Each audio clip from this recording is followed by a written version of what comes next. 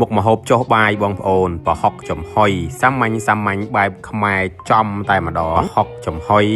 ដែលធ្វើផ្ទាល់ដោយខ្លួនឯងតែម្ដងតែខ្ញុំមិនមែនអ្នកធ្វើទេគឺម្ដាយរបស់ខ្ញុំអ្នកធ្វើហើយចំហុយមួយកូនចាននេះញ៉ាំបាយចុះខ្លាំងមែនតើបងប្អូនគ្រាន់តែមានប្រហុកនៅក្នុងផ្ទះអញ្ចឹងទៅហើយលាងទឹកឲ្យស្អាតមកហើយយើងលាយគ្រឿងលាយអីទៅញ៉ាំបានឆ្ងាញ់ប្រហុកដែលដាក់ចំហុយហើយឆ្ងាញ់ជាងគេគឺយើងត្រូវដាក់ខ្ទឹមហើយក៏មានម្ទេសហិលអញ្ចឹងមកគឺឆ្ងាញ់ខ្លាំងហើយជាទូទៅប្រហុកវាប្រៃដោយសារតែការធ្វើរបស់ខ្មែរយើងបងប្អូនដឹងហើយអញ្ចឹងសម្រាប់ការដាក់ស្ករបងប្អូនអាចដាក់រៀងច្រើនបន្តិចទៅតាមចំណង់ចំណូលចិត្តទៅវាអាចលុបជាតិប្រៃបានហើយចំហុយប្រហុកកុំភ្លេចដាក់ប្រេងឆាចូលមកស្លាបព្រាផងដែលធ្វើឲ្យរសជាតិនៃប្រហុកចំហុយនេះវាកាន់តែឆ្ងាញ់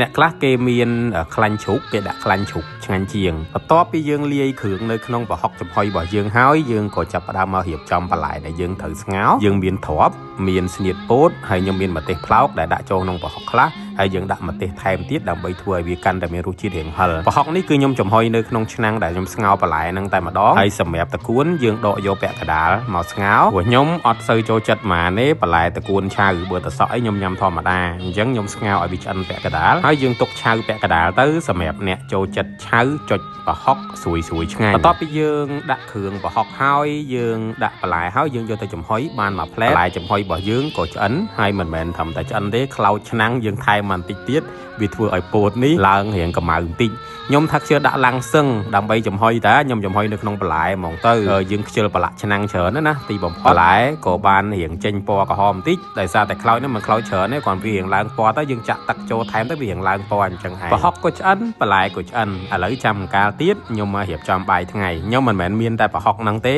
ឬមួយក៏ដាច់លុយដាច់កាក់អីទេបានតែចំហុយប្រហុកដោយសារតែខ្ញុំជាមនុស្សម្នាក់ដែលចូលចិត្តប្រហុកយើងថែមក្រូចឆ្មា2ចំណិតទៀតមកក្រូចឆ្មានេះមួយផ្លែខ្ញុំបេះមកពីសាលពីខ្ញុំទៅកំពង់ចាមនឹងឯងញ៉ាំប្រហុកផ្ទាប់ជាមួយបន្លែបែបនេះយើងញ៉ាំគ្នារៀងច្រើនបន្តិចឆ្ងាញ់ហើយនៅក្នុងផ្ទះរបស់ខ្ញុំទាំងចុងភៅទាំងអីខ្ញុំមានអ្នកដឹកអីវ៉ាន់មានអី4នាក់ព្រោះដោយសារតែផ្ទះខ្ញុំឥឡូវនៅទីតាំងនេះមានដល់តែ2នៅក្នុងផ្ទះនេះតែ4នាក់ទេហើយ3ទៅ4នាក់ទៀតគឺនៅក្នុងផ្ទះថ្មី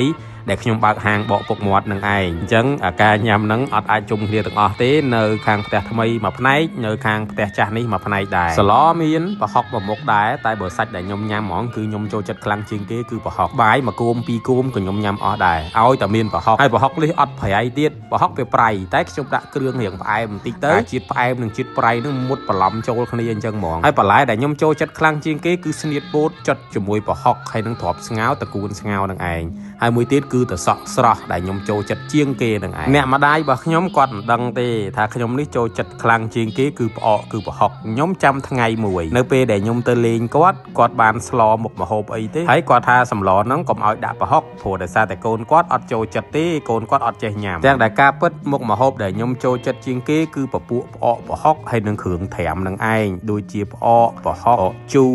ស្បែកផ្អកសាច់ជ្រូកផ្អកអីនេះក្តាមត្រាំក្តាមអីហ្នឹងគឺមុខម្ហូបដែលខ្ញុំចូលចិត្តខ្លាំងជាងគេតែសក់ត្រាំតពាំងត្រាំរបស់ត្រាំជ្រក់នេះគឺចូលចិត្តខ្លាំងតែម្ដងតែសម្រាប់ខ្ញុំតាំងពីទូចមកខ្ញុំអត់សូវបាននៅចិត្តម៉ាក់ខ្ញុំហ្មងទេអញ្ចឹងការញ៉ាំរបស់ខ្ញុំគាត់អត់សូវដឹងហ្មងទេដោយសារតែខ្ញុំនៅផ្ទះយាយរបស់ខ្ញុំហើយធំឡើងក៏ខ្ញុំចេញមកធ្វើការខ្ញុំរស់នៅបន្ទប់ជួលរហូតដល់ថ្ងៃដែលខ្ញុំចាប់ផ្ដើមមានអីវ៉ាន់មានប្រែនមានអីខ្លួនឯងនេះខ្ញុំទិញផ្ទះគឺខ្ញុំអីនេះគឺខ្ញុំនៅបែកម្ដាយរបស់ខ្ញុំរហូតភាគច្រើននឹងឯងអញ្ចឹងហើយទើបជាគាត់មិនដឹងថាខ្ញុំចូលចិត្តផ្អកចូលចិត្តប្រហុកនឹងឯងបើនិយាយពីបាយវិញបងប្អូនអើយបបោសមួយចានគឺអស់ដាក់អស់តែម្ដងខ្ញុំអត់សូវញ៉ាំបាយច្រើនទេម៉ាហ្នឹងដោយសារតែមួយរយៈក្រោយនេះខ្ញុំរៀងសម្រក់ខ្លាញ់ក្បាលពោះបន្តិច